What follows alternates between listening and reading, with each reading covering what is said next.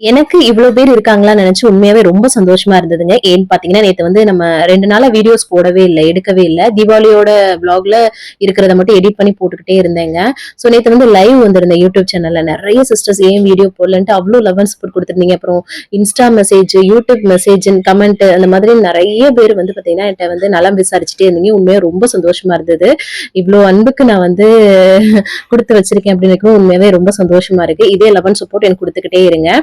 போன வீடியோல வந்து பாத்தீங்கன்னா வாழைக்காய் வறுவலோட ரெசிபி சொல்றேன்னு சொல்லியிருந்தேன் இல்லையா, அதுக்கு வந்து கடாயில எண்ணெய் சூடு பண்ணிட்டு சோம்பு பூண்டு தட்டி சேர்த்துக்கோங்க, கருவேப்பிலை சேர்த்துட்டு நல்லா பொரிஞ்சதுக்கு அப்புறமா வாழைக்காயை ரவுண்ட் ரவுண்டா கட் பண்ணி சேர்த்துச்சு அதை நல்லா வதக்கி விட்டுட்டு அதுக்கப்புறமா வீட்டுல வச்சு குழம்பு மிளகாய் தூள் உப்பு போட்டு நல்லா அந்த மாதிரி வறுத்து எடுத்துக்க வேண்டியதான். சூப்பரா இருக்கும். லெமன் ரைஸ் வந்து கடலப்பருப்பு போடாம தாளிச்சிருக்கேன், ஏன்னா என்னோட பசங்களுக்கும் என்னோட மாமியாருக்கும் அந்த அளவுக்கு பிடிக்காது. சோ அதனால எனக்கு பிடிக்கும், சரி எல்லாருக்கும் செய்யும்போது இந்த மாதிரி பண்ணிக்கலாமே பிளைனா பண்ணிட்டு அம்மாச்சி கொடுத்த சிக்கன் 65 வச்சு சூப்பரா சாப்பிட்டு என்ஜாய் பண்ணியாச்சு லஞ்ச.